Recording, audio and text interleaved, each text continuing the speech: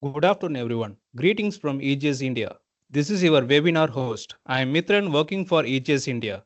I thank you for coming online to attend this webinar on handling large assemblies in Solidworks. Before we begin, a quick note. To ensure a smooth experience for everyone, we have disabled your cameras and audio to manage bandwidth constraints. But don't worry, you can still engage with us through the chat and Q&A sections. Now let's get started. In our daily life as an engineer who create products, we end up losing our time in non-value added and repeated tasks. Now you are an existing SolidWorks user or new to the community. If you have ever struggled with slow performance or load times while working with complex models, this session is for you. Managing large assemblies efficiently is key to maintaining productivity and ensuring smooth workflows. Over the next 40 minutes, we have Mr. Natarajan Ramamurthy, Managing Director of EJS India, to present on the topic of the day on how to handle large assemblies in SolidWorks. Mr. Natarajan has over 36 years of experience in product design, finite element analysis, design verification, validation, and development. His courses on FEA are well known in the industry and academia. He has a master's degree in mechanical engineering for the University of Toledo, Ohio, USA, and started his career with Ford Motor Company in Ford Research Laboratories before moving on to Alpha Simultaneous Engineering Division to work on new product design and development, incorporating emerging technologies in automotive engineering. He has worked on development of product designs for braking systems, suspension systems, instrumental panel support structures, full vehicle systems using simulation tools as the mainstay in design verification. An ASME certified GD&T technologist 2016, he has been incorporating GD&T practices in product design and development in addition to consulting with industries in varied vertical segments. He is an active member of Bureau of Indian Standards with the MED section assisting in evolving standards for material handling equipments in addition to the Drawing Standard Committee. Born out of decades of experience, his DFQ and R process is well adopted by engineering industries in India and rest of the world for the first time right achievements.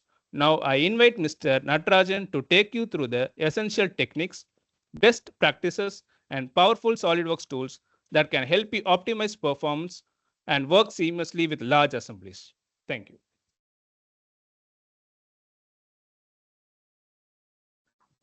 Thank you, Mitran. I hope I'm audible. Good afternoon to all of you. This session is going to be on an exciting aspect of 3D CAD technology, namely SolidWorks, with regard to handling large assemblies and how to mitigate issues that arise out of confronting large assemblies in your design on a day-to-day basis. We'll go through the agenda. First, it will be a brief about EGS India for people who do not know us, and then the challenges in large assembly handling and simple steps for performance, and with the Q&A towards the end. If you have any questions, you can always put it on the chat mode, and we would be glad to assist with you on the answers towards the end of the session. EGS India was started in 1993 with a very simple vision, engineering development through effective partnership with companies in India. We try and achieve this using the mission statements, wherein we try to impart leading edge technology, training and development to companies, in addition to problem solving and new product development through consulting services, and providing software solutions and technical support, where we have been associated with quite a few customers using SolidWorks. EGS was started in our US operations in 1981 as EGS Incorporated USA in a place called Greenfield, Michigan. And subsequently, there was a company called Redapt Engineering, which was acquired. That's where I joined in 89. And then EGS India, we commenced operation in 93 after my 5 years at Ford Motor Company. And starting with engineering services and then launching academics, our training division, where we provide training for a lot of companies in India. And then we partnered with SRAC USA for the Cosmos finite element analysis software. and which was subsequently acquired by Solidworks Corporation, and we became a reseller in 1999 and a half. And then we became their distributors in India, and we have expanded our operations to Coimbatore in 2007 and subsequently in Trichy operations in 2009. And we moved to our own headquarters in Chennai in 2011. We have been working with a lot of different customers. The experience gives us the mainstay knowledge to develop tools and technologies by ourselves. That's how we started developing our own live PLM software in India, followed by live QC tools, which is being launched in April of this year. And we have many new software tools coming in the future as well. We have over 140 members in design development, sales, marketing, technical support, and many other areas. And we have over 32 years of product design and development experience working with OEMs and tier 1 and tier 2 suppliers, and presence with over 2,000 customers, affiliation with SAE India, Bureau of Indian Standards, specifically in the material handling equipment IS 807-3177, which was released last year. And we are also on the PGD 24, where we are putting together a standard for three-dimensional communication of drawings, the standardization of that, and the convener of the committee. And then we work with IMTMA in providing courses, and IPI for providing lectures in the area of emerging technologies, MMA, and NIQR, National Institution for Quality and Reliability. In terms of innovation, we have worked on a lot of different products and technologies with a specific emphasis on cost, time, and quality paradigm, indigenous software development, as I told you earlier, with PLM, quality control, APQP, and document management. Our business model comprises of three verticals, namely engineering services, where we design and develop new technologies and products, which have touched the lives of many in India. Quite a few of the products, whether it is watches or textiles or Defense, Ministry of Defense, or any one of the automotive sector, we have been working with customers. In software side, we work with Dassault Systems on the Solidworks line of platforms, and Simulia for the non-linear finite elements, and PDM is mainstay, which people use on a day-to-day production basis. We have live PLM and live QC tools as well, developed by EGS India. Technology training is under academics. We provide training in the area of finite element analysis, failure modes and effects analysis, revised to the latest standard in 2015, designed for manufacture and assembly, CAD and FEA popular tools such as SolidWorks, Cosmos FEA, which is SolidWorks simulation, so on and so forth, LMFs, vibroacoustics, and things like that. GD&T and tolerance tax is one of our favorite courses that people ask for. In fact, last week we had a course on FMEA with one of our customers. GD&T is well sought by a lot of customers. We do in-house as well as on-site training programs. Now, coming back to the large assembly handling in SolidWorks, a lot of customers have faced quite a few problems. It's not an exception. It's the rule with many customers coming in, saying slow response, not responding, frequent crashes, latency issues, file opening, editing, and saving is time-consuming, unable to get their work done. This is typically what customers come to, and we provide solutions in these areas. We thought we'll collate all these things together. This is not new to us, and we have been able to successfully solve the problems that the customers have faced. The software is the same, the hardware is the same, the person is the same.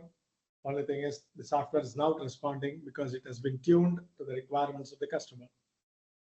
As a part of the design without errors, we are going through this presentation primarily because error proofing of design requires a lot of time, and the time should not be spent in large assembly handling. That's exactly where this comes into picture. So how large is large? 1,000 components, 10,000 components, 100,000 components? No. How many unique parts that you have in the three-dimensional model? That's how big your assemblies are. You may have 100 parts, but it may come up to 10,000 components. But the number of effective parts that you're loading into the memory are only 100, other than the main assembly. So the largeness depends on how we perceive it. And I said slowness. Slowness is again a relative term. If I got a new machine I put the SolidWorks on it, the latest service pack, and set up everything. IT department set everything up for me and gave it to me. I open my model. Bingo, it comes up. I feel it's fast. 6 months down the line, the same model creaks. Makes you yawn. Go to sleep, primarily because it's very slow. Is it the software, the hardware, or the user, or a combination? Which way is it? So in other words, we are trying to solve a problem in design, and the time is not left enough. But the time is not left enough, we try to provide solutions. This comes as a dampener in between because it takes a huge amount of time setting up the problem with this, which is design, and trying to work on the design to solve those problems. Your computer solves problems. The software Solidworks solves problems. The bottom line is, in all the three aspects, it is the solution to the problem. It is solving. If the computer is trying to solve something with number crunching, you need to provide the resources for it. You cannot throttle it. If SolidWorks is demanding the resources and the system is unable to provide it, it is unable to solve your problem. Third, you are trying to solve a problem. The problem is becoming bigger and bigger as compared to what you started with. You were unprepared in the beginning to solve such a large problem. You were taking it in bits and pieces. Now you are taking the entire assembly together. Now you are trying to solve the problem as well. So the three different things are coming together in a confluence to solve. For that, the system, the software, as well as the skill set have to work in unison. The system should give the resources on demand. The system should be able to crunch on demand. The software should be able to exploit the hardware completely in all aspects. And the user should have the skill set to plan, to provide for a checklist, the user or the users or the team, and should know the do's and don'ts so that you don't bring SolidWorks to its knees on the hardware that has been provided. A lot of times I ask my support engineers to use an i5 machine, not a name brand workstation, because a lot of customers use assembled PCs. They don't have a workstation configuration. Still, that show has to go on. The movie has to go on. The movie called design. In that case, it becomes even more chronic, the problem of large assembly handling. There, the system is not fault tolerant. The software is not fault tolerant, and the user is not patient. They want the result yesterday. So how to deliver that? We need to look at all these three things. So how the system works, the settings and usage on the software, and planning and execution with the checklist and the do's and don'ts. This is where we are. So if you look at your system, if you go to the hard disk drive and you go and put directory/A, the hidden files which are sitting there, you will see two very large files sitting there. One is called as the hibernation space, the hyberfill.sys, and the other one is called as the pagefill.sys. Remember, the Windows operating system creates a mirror image of the memory on the hard disk. That is called as the page file. Now, if you don't shut down the machine, you put it in sleep mode, you bring it back into wake state, it comes to the last configured state with the applications open the way they are. That comes from your hibernation space. So in other words, if you have 16 gigabytes of RAM or 32 gigabytes of RAM, 32 gigabytes of additional memory gets taken by the swap space. Another 16 gigabytes gets taken by your hibernation space, and another 16 GB gets stolen because you have your graphics card, which is having another 16 GB of VRAM on it. So typically, the amount of RAM you have on your system would be a gauge for you to say this much amount of space I am going to allocate on the hardware. The space which needs to be on demand. If you are using a hardware which is not an SSD, which is a physical hard drive, then the latency is the access time, which goes in milliseconds. Then the memory is in nanoseconds access. The hard disk is in millisecond access. So there is a wait state between the data that the memory needs to fetch to give to the CPU and the time when the hard disk gives you that information. That has been dispensed with more so now with the SSDs coming in. However, less reliable they are as compared to the mechanical devices called the hard disk drives. Nevertheless, it is there to stay. So again, the access there is in nanoseconds. So things became faster as compared to what it was earlier. Nevertheless, you need to allocate space, which is 3 times over the RAM in your environment situation on your Windows operating system, so that that much amount of hard disk space is at least reserved for the operating system to have the applications running smoothly. That's why I showed this. This is what gets stolen from you. The Windows operating system steals also. The SolidWorks resides on the hard drive. It's also steals. So you can have a special dedicated drive on which you can configure the swap space, and so that every time you boot the machine, the swap space is set to 0 and builds up again. This is critical. Why? Because the swap space from previous logins, previous access, previous usage keeps getting built up.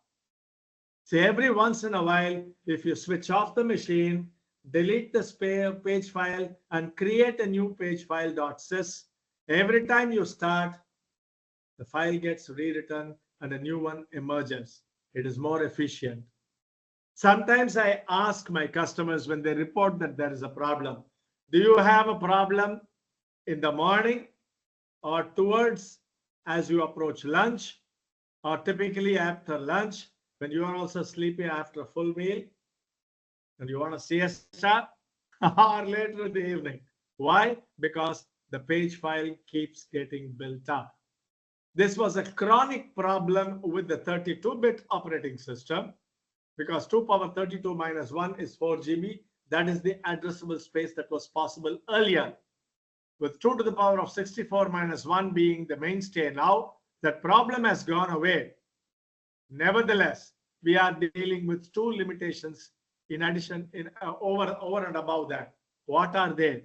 The operating systems, though it may have a multi-core or processor, the same application running on more than one processor, specifically for CAD applications, is not really a reality because the technology is not there yet. It may go up till 1.4, 1.5 times a core, but not more than that, because the CAD operating system called SolidWorks is again a sequential instruction set processor, primarily because of the way the hardware is set up, the way the operating system is set up, the way the .NET framework is set up, and where the technology thrives. The next one is your application needs to have firewall exceptions, not only for the application, but also for the file types. Otherwise, what happens? Every time you open the application, every time you open the add-ins which are sitting inside SolidWorks, every time you open the SLD, PRT, SLD, ASM, or the template files, it goes and checks if there are viruses on the system. It slows you down. So the exceptions have to be added to that based on this. You advise your IT department so that every time it does not go and check it. Another thing is, if you have 2D applications which have typically come from DOS, the disk operating system, DOS operating system, which are now in the Windows operating system, you will see that their spaces are they are basically resource hogs. If you start those applications first and then you start SolidWorks, SolidWorks is not going to be in the lower memory block. It's going to sit in the upper memory block, and it's going to go through a fetch mode, which takes a few more nanoseconds. So if you want to start SolidWorks nice and fresh without any legacy of anything else coming in the lower memory blocks, start SolidWorks first when you log into your system.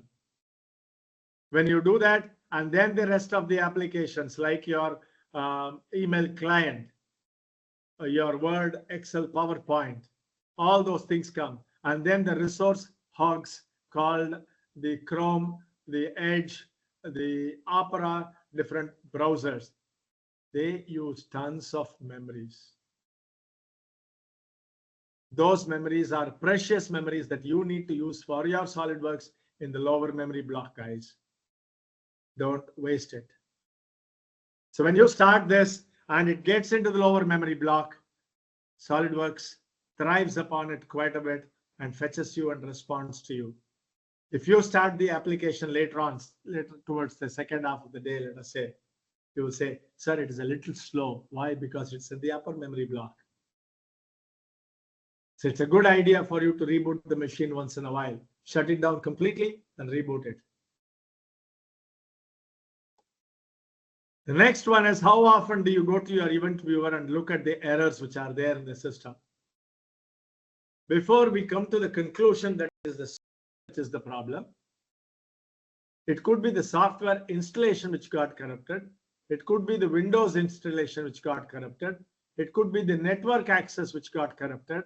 It could be so many things which could have gotten corruption over there, leading to crash events. Sit with your IT, start investigating this. If you are unable to resolve it, then call EGS and we would be sending the technical support to have a look at it as well. So these are areas where you start looking for trouble. Not because it crashed the application, but even the information which is coming over there. Frequent disconnects of network. And your software is a network license. It keeps pinging back to the network server all the time. And it goes into a hibernation phase because it's not able to fetch the continuity with the license. It will slow you down. These are things which you need to take into account when you are looking at how to improve large assembly performance. You look at this simple example of a window shot taken this morning. See how much resource hog these applications are taking. They are more than 1 GB of lower memory blocks that would go away, which is premium for your SolidWorks.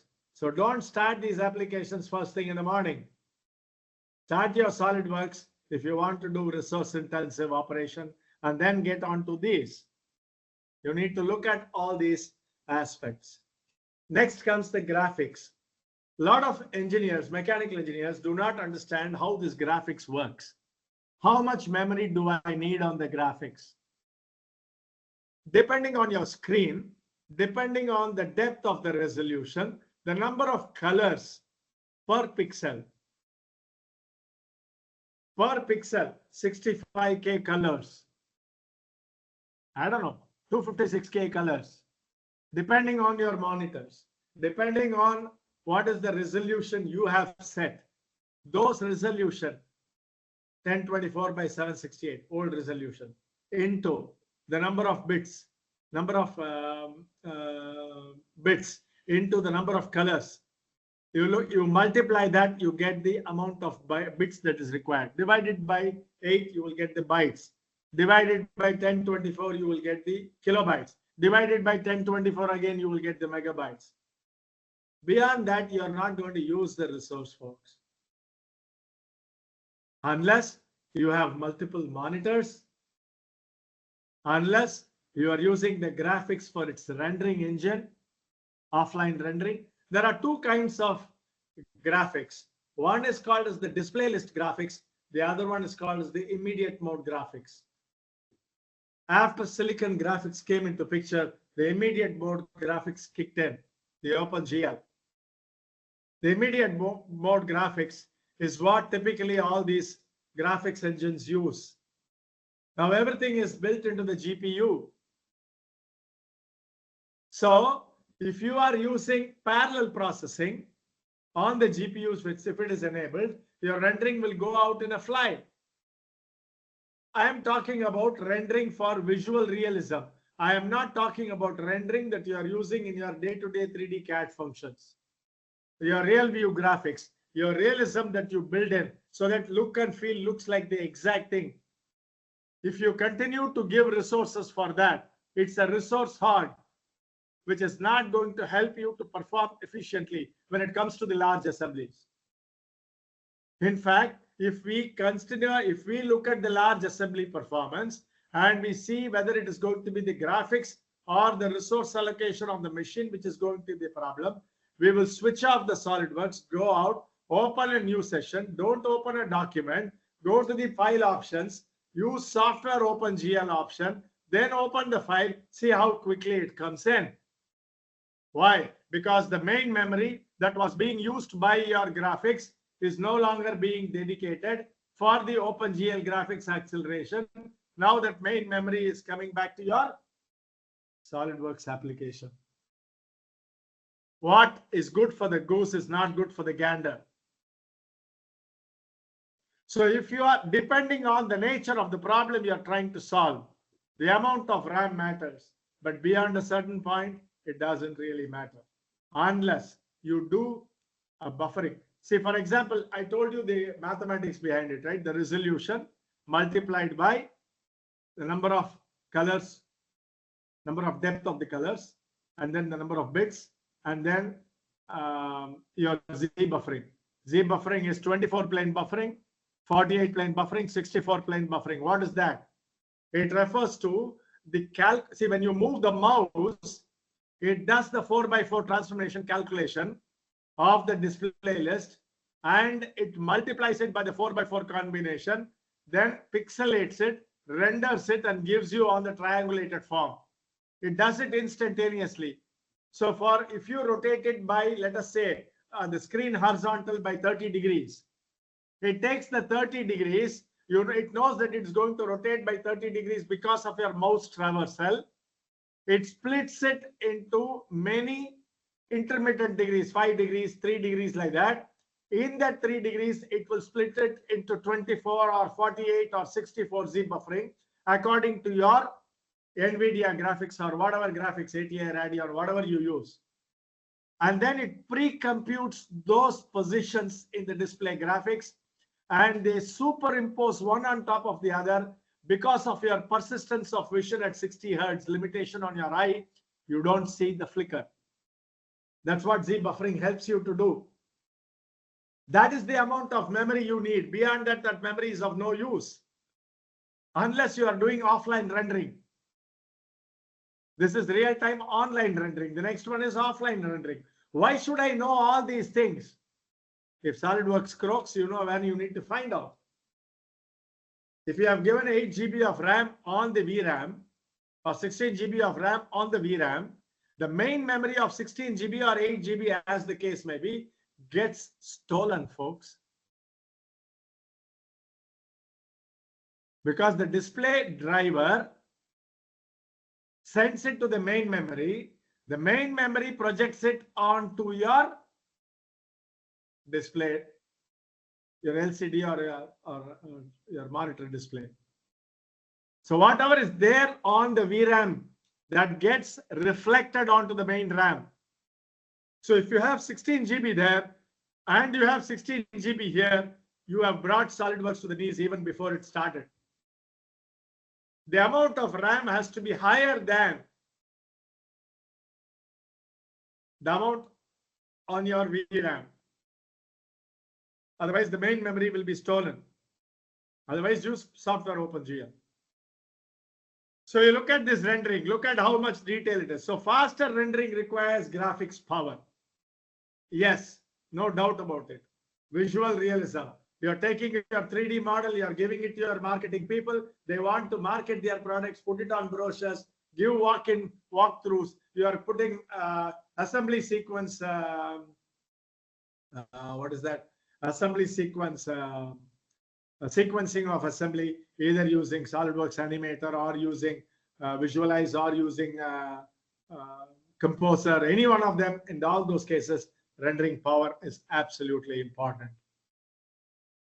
But for just flickering the SolidWorks model, you don't require a whole lot. So the large assembly settings, I'm not going to go into this. You can go through the help. These are all the things which are there in SolidWorks, which I'm sure you would have gone through. You would have tried it. Still, SolidWorks is slow. It's not enough. How much ever you give, it's still not enough.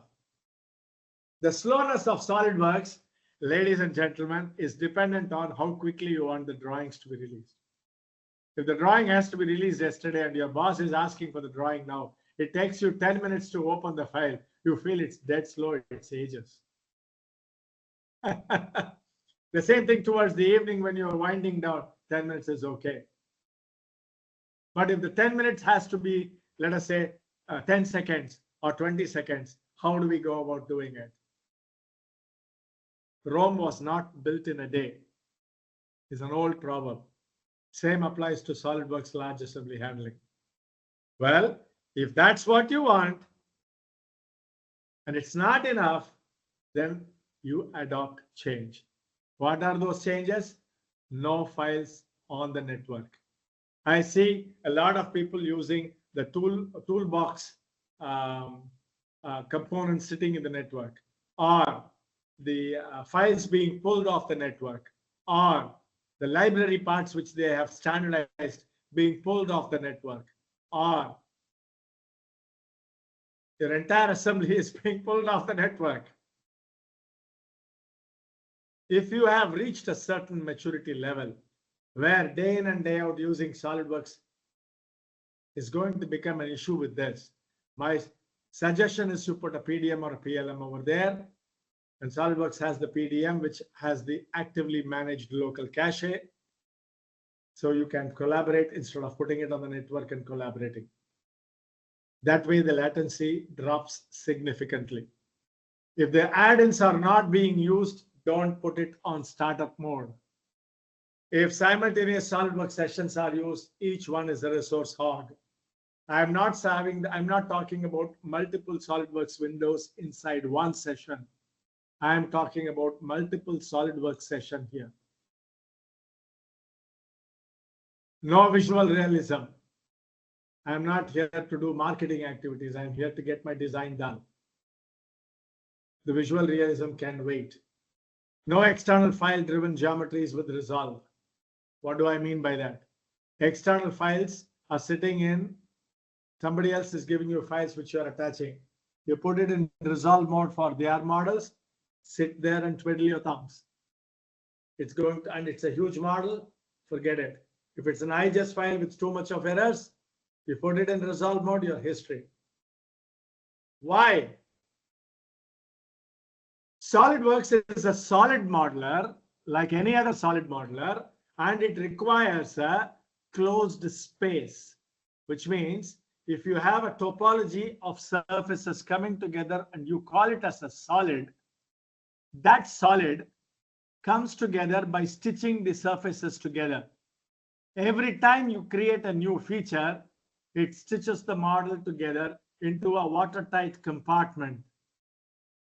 So if you have an IGES file and the file is not contiguous, there are translation errors, there are modeling errors when it was output for in IGES or step or whatever. Person did not read it back in to see if the model came through properly, but still sent it to you anyway. SolidWorks is going to create a valid solid model for you to use. Every time you open the file in memory in resolve mode, it is going to rebuild it, try to create a valid solid model. And every time it does that, latency, folks, you are going to be in trouble. There are two ways in which you can handle it. Oh, that's not my model. I am using it only for reference. It is somebody else's model. Then put it in no solve mode. Or in premium, you have that interconnect. Use that option. So if you don't want the computer to solve big problems such as this, the software to solve big problems such as this, and the resource should be there for more important things, then you need to have these kinds of checklists taken into account. Otherwise, latency goes up exponentially. Similarly, unchanging parts in assembly, why are you trying to resolve them all the time? Write a small macro, ask EGS for large assembly, add in macro. We have developed macros and given it to customers. Take it and use it. No assembly feature unless necessary. Why? It updates it at the assembly level and the display graphics, refreshes the model and creates a new topological solid tessellated model. Takes time. No internals when not required. Why would you want to show the internals? And there are, let us say, 10,000 parts on the internals. You are going to render only the external. You are going to give only the GA drawing for the external. Create a configuration, put all those internals into one configuration, shut it off, keep only the externals. Your model flies through. Get your work done faster. No driven dimensions on the drawing. Driven dimensions always get updated based on the driving dimensions. So they get calculated on the fly. The more number of driven dimensions you have on the model, the more you are bringing SolidWorks to its knees. Remember, bidirectional associativity is a technological game changer which came in 1986. PTC brought it in, right? And then Windows adopted it with SolidWorks because the other one was from Unix operating system. It still is from Unix operating system. So the driven dimensions should not be computed. If it should not be computed, then don't put it there. It all starts with, the discipline starts with a sketch. The sketch needs to be fully defined, period. You would have seen this option. You would have forgotten the automatic solve on the right side. I have de-highlighted it. I am telling it, don't solve it. It comes in faster, folks. It comes in really faster. It is fewer solves. If you look at the bottom, the highlighted area, turn off the automatic solve mode when the sketch contains more than 2,000 components or how many ever you want. It will automatically not resolve it. Why? Because you know that those parts are stagnant. You have standard components coming into your assembly, which you are not going to be changing. Your assembly design, there are two kinds of designs people do. One of a kind, and the other one is it is built to order, and the other one is configured to order. Your business could have built to order and configured to order. In configured to order, a lot of them are standard parts. Why are you asking it to solve the dimensions? If you have a PDM and the dimensions have changed, it is going to ask you for the next version anyway. Might as well do it. This way, people are building models which are on the order of 200,000 components and assemblies, folks. Not one or two, 200,000, 2 lakh components. We are not talking about 3,000, 4,000 components. Fewer solves, resolved external links. If you have external links, keep them to the minimum, drive them carefully, and over 95% of your driving dimensions should be there on the drawing, and they should come from here. The part discipline. Fewer number of features. One of our customers asked us to develop a program to do what is called as a sanity check on the model and give them a report so that garbage does not get thrown into the PDM PLM. And we did it. So they used to take the cane stick and hit the designers because they were abusing the system. And then the large assembly creaks, brings to Solidworks to its knees. Reuse sketches wherever they are. Don't keep dangling sketches. Don't keep unresolved sketches. Don't keep over-constrained sketches. These slow down the constraint manager. Wait till the AI kicks in, folks. This discipline is required. Believe me. And avoid converting entities. People normally take an edge and convert it and use it. Don't do that.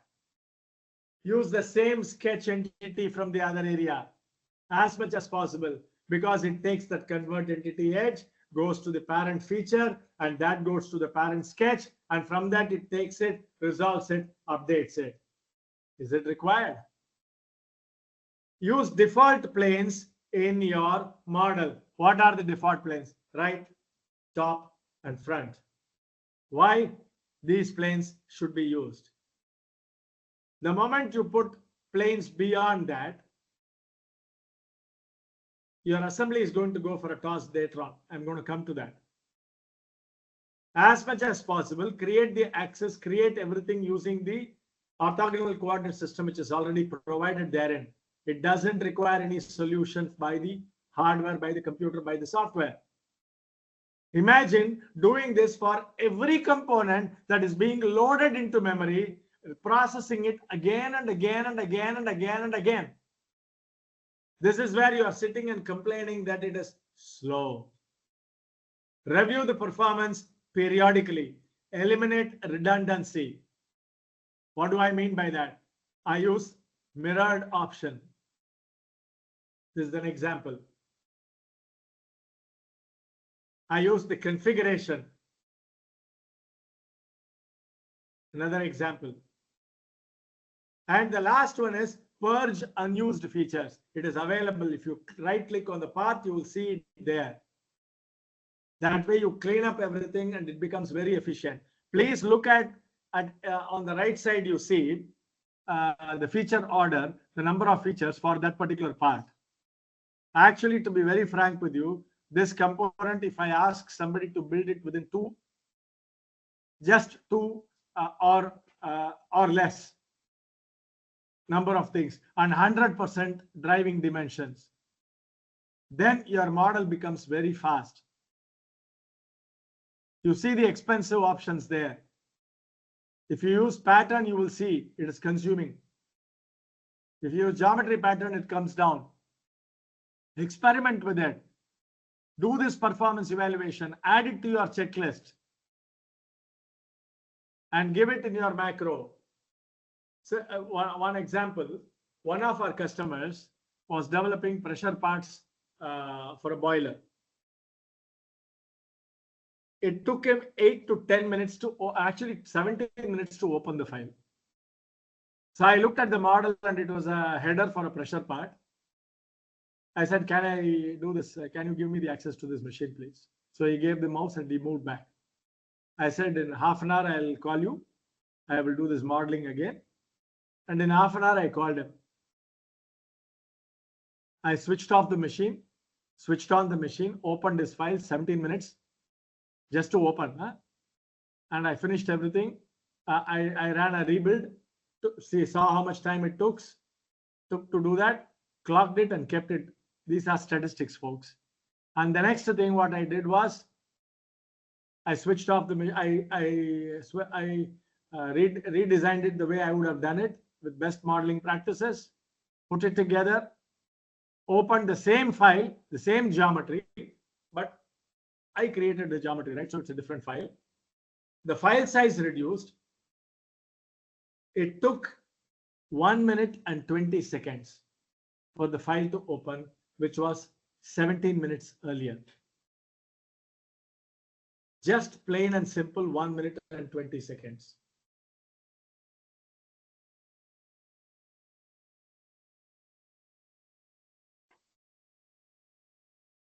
The person was totally taken aback. He said, "How did you do it?" I said, "First you go and check whether all your features are there." He said, "Yeah, all the features are there." Now you look at the modeling strategy, look at the assembly strategy, the performance evaluation, and look at the performance evaluation on the one that you have created. But these commands are provided. Yes, they are provided. They are provided for use, not abuse.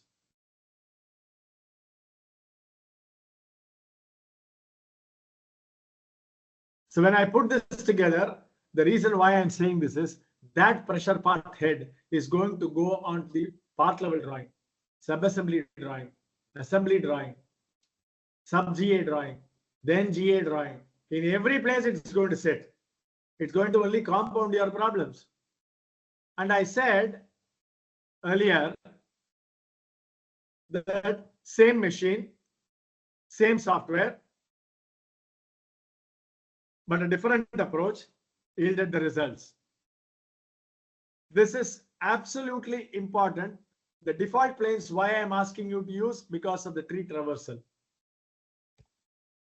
In assembly checklist, if the components are not going to move, please don't use mate. Don't use face mates. Go and fix the component. The model has to be, part model has to be in such a way that the part coordinate system has to be, the origin has to be the origin of that component in the assembly coordinate system, folks. So if I'm doing a layout based design, I am going to freeze the layout. I'm not going to ask it to resolve the layout all the time. It exponentially slows down everything. Use the primary planes for mating if they are in the assembly if needed. Check the assembly statistics all the time. Imported geometries should be error-free, or you don't allow it to rebuild if you cannot mitigate those errors. You please look at the image on the right side. I have put the bearing. I have put the rollers inside the bearing.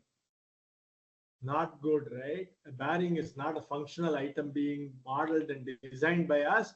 Why should I put so many components inside that? Inner race, outer race. This detail, why is it required? I'm not going to take a section of a bearing and show the inner race. I'm going to just put it as a block because that's what the drawing convention tells me.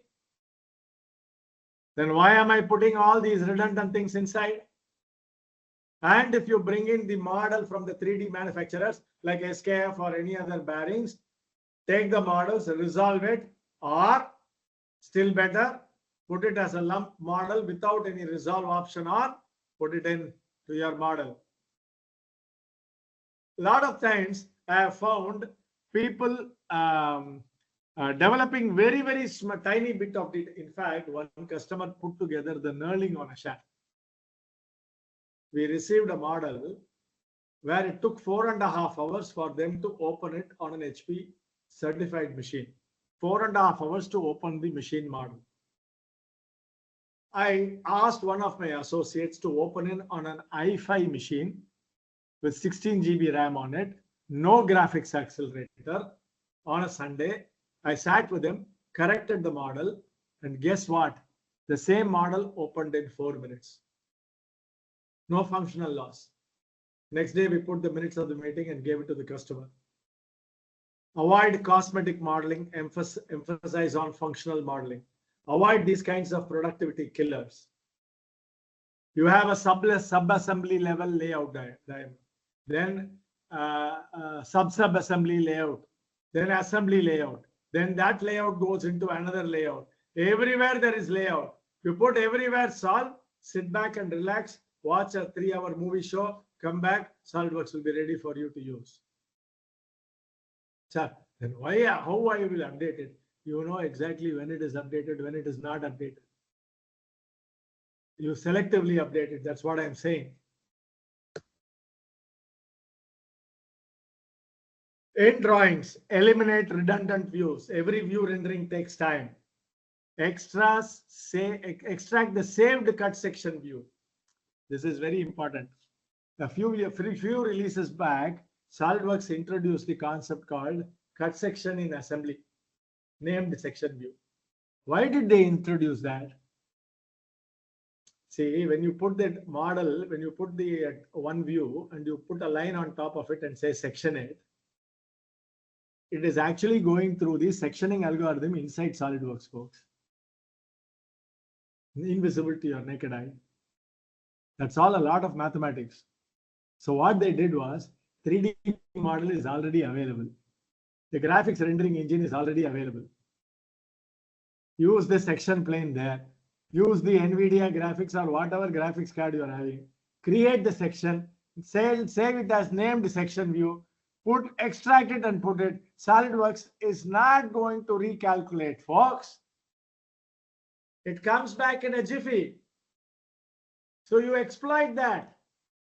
Which is better, an algorithm from inside SolidWorks going and looking at the geometric topology and doing the section plane cutting, or the graphics engine doing it and giving it to you like a slave, waiting for your next command? Which is better? Keep only the large BOM to only the top level parts and assemblies. Why? Model gets loaded. Resolve any sketches on the drawings. You may be having sketches on the drawings also. I see a lot of people put sketching on the drawings saying this is blocks, sir. I put this nozzle. Now I put the nozzle section view over there. No blocks, just putting it there. Finished. It will keep resolving. Interlinking of custom properties between files is a speed bump. In PDM, you don't do it. But inside SolidWorks, if you don't have a PDM, you're going to do it. Well, it's a penalty you pay. Everything has to be updated. Use predefined views and sketches as much as possible. Why? Because it's already done with your 3D graphics engine. Use blocks which are resolved already as possible. It's not going to get resolved. It's just going to sit there. Put it in there. These are simple things. Large design review, you can use it. Performance evaluation, you need to go through it every bit of the way.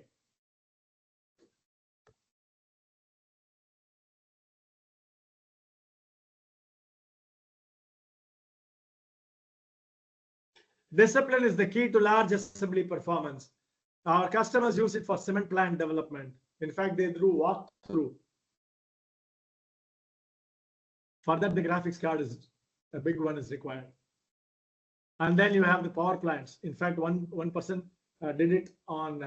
One customer did an automation of their entire power plant. It's on their boiler facility itself. Then the locomotive coaches, the machineries, the environmental systems, the effluent treatment plants, everything is being modeled day in and day out. Automate the tasks inside to check these. Automate the checklists. Automate the settings. Eliminate or reduce the dependencies inside. And work smart, not harder. Leverage the graphics engine as much as possible. That's what the large assembly performance requires.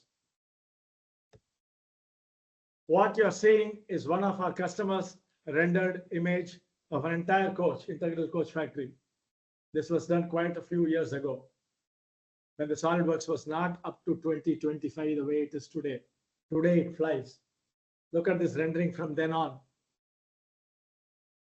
They did the self-propelled ultra rail testing coach using 32-bit SolidWorks on 32-bit operating system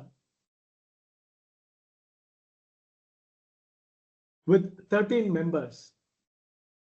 I can talk about it because it came in economic times. Using 13 members, it was an substitute, and it was an indigenous development.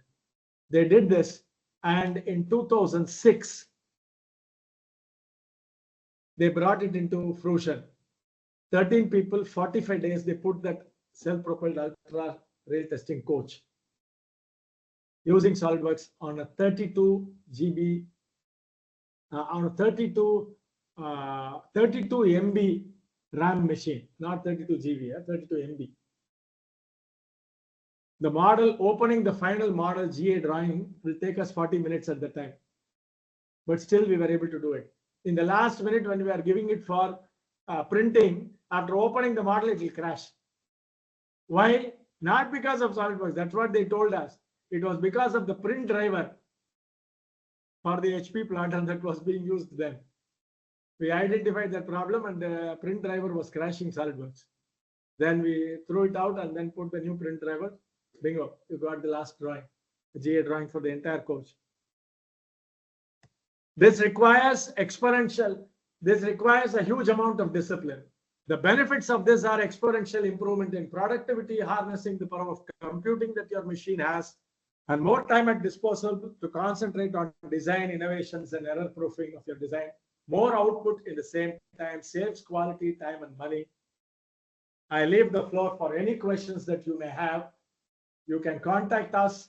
I have not tried to run through like a training session. I have given you a bird's eye view of the different things. Why? Because this is what is required from a point of view of understanding the intrinsics inside how the software works, how the hardware works, how these two work in unison.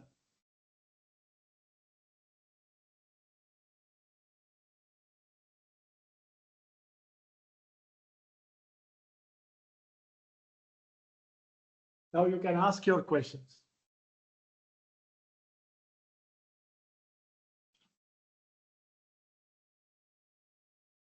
Hold on, let me look at the chat.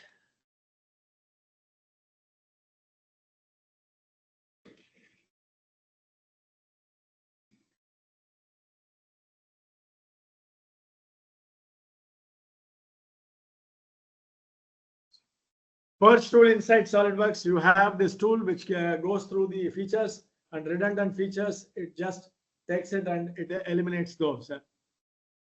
If you want more information, I can ask our people to get in touch with you and tell you. Need a content tool, kindly get in touch with our team. We'll be glad to assist you. If it's too complex a thing, then we have a specific development team which works on these kinds of tools and macros. What are the best practices for managing large assemblies in a team environment, particularly when multiple users are working on different parts of sub-assemblies at the same time? Are there any tools or workflows? Nobody works on the same part at the same time. They may work on different parts, but they are residing inside a single assembly. SolidWorks has different ways of doing it. Without a PDM, it's a little bit of a difficult thing because the network latency becomes an issue, and network packet loss will be an issue, and also file corruption could be an issue. And the resolve mode setting it will bring it down to its knees. But if you are using some kind of a PDM and you have the version control, that takes care of it. How to open large step file with the minimum time. So the thing is, the step file which comes in, first read it back into the application in which the step was generated. If the file comes into the parent authoring tool without issues, then 9 out of times it will come without issues inside SolidWorks. But if it comes with issue inside SolidWorks, it will take a long time to bring it in. There are two ways of bringing it in. Bringing it as a dumb solid inside SolidWorks, you use the interconnect option in Premium.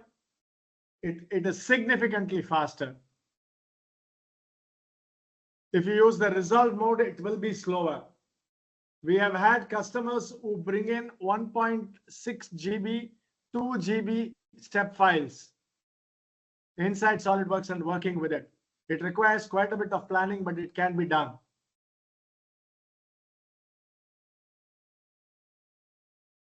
My SolidWorks uses the integrated graphic. That is because it's not compatible with, it is saying an incompatibility. Go and check the drivers, go and check the compatibility, ask our people to take it remote, then we should be able to resolve this, or you may have to invest in a graphics card. Yeah, video recording will be subsequently provided on our website. Common layout sketch assembly is better than directly linking the feature. It depends on whether you want to see. There are advantages and disadvantages of top-down design. Advantages of top-down design is what everybody talks about. If the layout changes, everything will change. Yeah, how often did the code change? Layout changes. Small, minor modifications, no issues. But sometimes bottom-up approach for valve models, for things like that, it is useful. But if your common layout sketch can be reusable sketches can be used, but put it in not resolved mode. That way, you don't need to update it all the time. Then it will be fast. It will fly. Avoid repeating mates. Avoid editing in assemblies. Once everything is finalized, create a fresh assembly. This makes assembly more optimized. Thank you. Thank you. Thank you.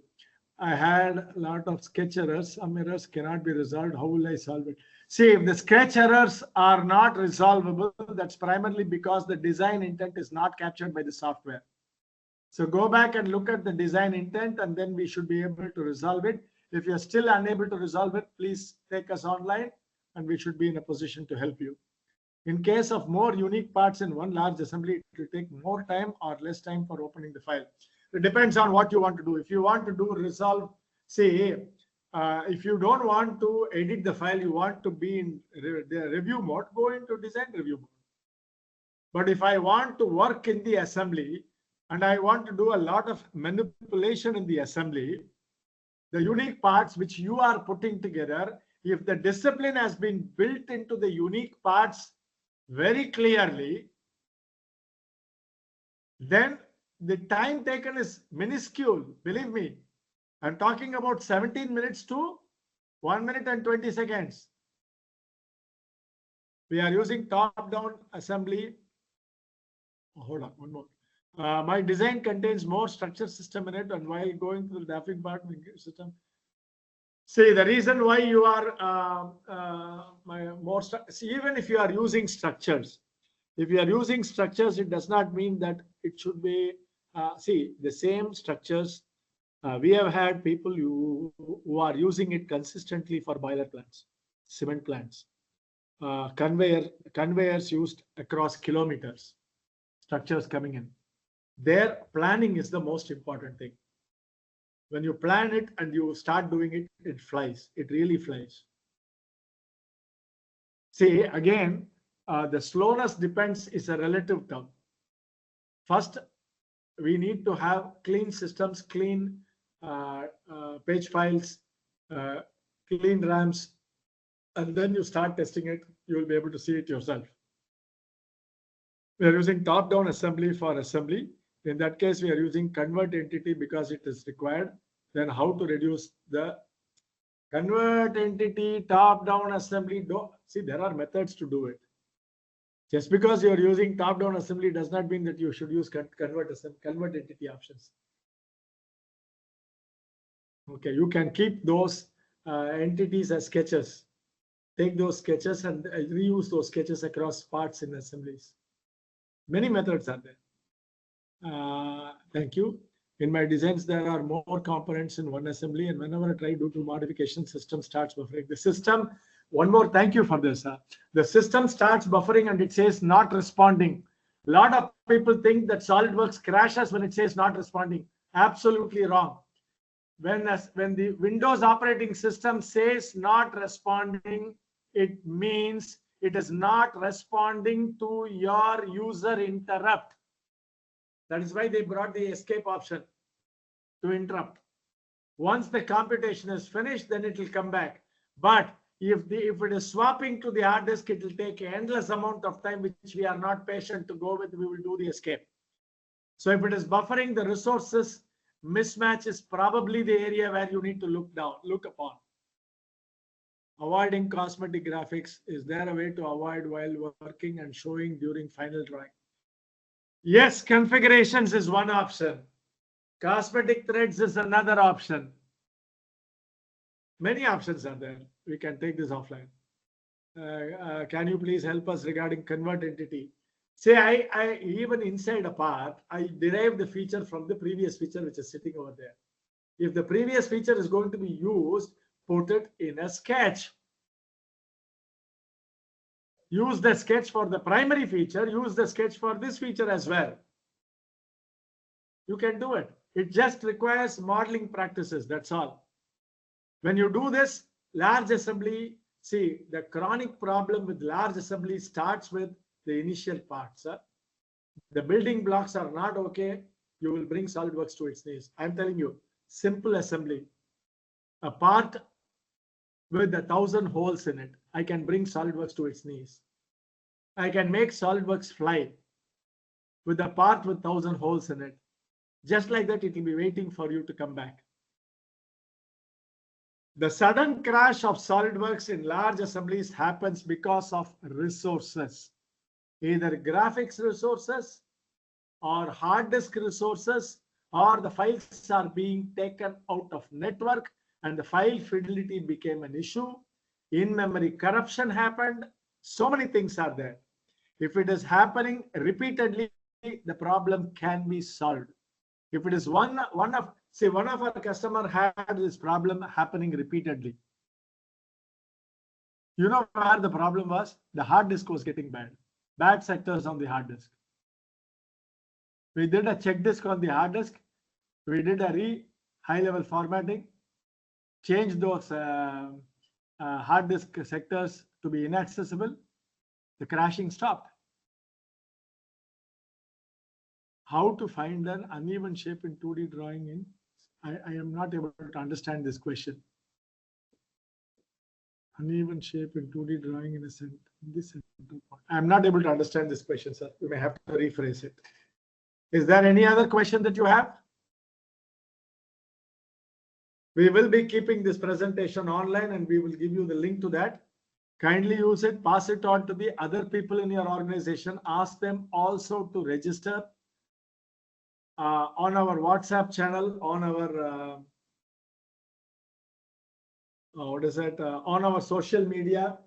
That way, every time we put a new webinar, see, this is a part of the Design Without Errors series. This is specifically to provide information to design engineering community. This happens to be SolidWorks specific, but this can be applied to other softwares as well. Nevertheless, we are giving a lot of different, if you go and look at the past videos that we have done, design of experiments, so many different things, quality and reliability, geometric dimensioning and tolerancing, so on and so forth. There's a treasure trove of information. Please go through them. Kindly pass these to other people who may benefit from these kinds of knowledge sharing sessions. The intent of this is to share knowledge to as many people as possible from across the world. So please provide them so that they can go through this at leisure. Every month we are having this program. Kindly follow us on the social media so that you get to know on the notification that the next webinar is going to happen. You can stay informed and you can benefit from that. If there are no further questions, we will sign off now. Too much time is taken. I have taken quite a bit of time. If there are more questions, please send us an email. We will be glad to answer your questions or get in touch with us on LinkedIn or the other social media platform, or we have a channel on WhatsApp. Please, that channel on WhatsApp is absolutely, a lot of people are following. You can also follow, so you will get a notification on WhatsApp itself. Kindly follow, stay in touch, have a wonderful design sessions, and make sure that SolidWorks rocks with your the EGS India channel on the LinkedIn. Just go to LinkedIn and you will see the channel. It's called as EGS India Official, I think. EGS India Official is the channel. EGS Computers India Private Limited Official is the channel. Kindly just put it on your LinkedIn and follow it. You will be able to get it.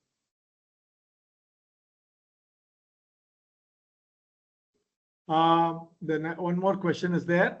Does the processor frequency has effect on large assembly file? More than the processor more than the processor frequency, the matching of the processor frequency to the motherboard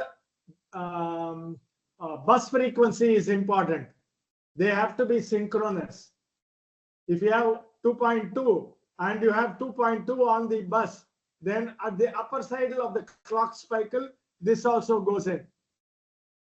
If it is 2.2 and 1.1, no issues. If it is 2.2 and 666, forget it. You're going to have 8 states. The application error is primarily because the Windows registry has gotten corrupted in most probably. Kindly completely uninstall it and reinstall it. Take the help of our support engineers. They will be glad to assist you. Thank you all, folks. Have a wonderful day and a good weekend ahead. I know this is Thursday, but nevertheless, have a wonderful weekend and a good time again. Thank you. Bye-bye.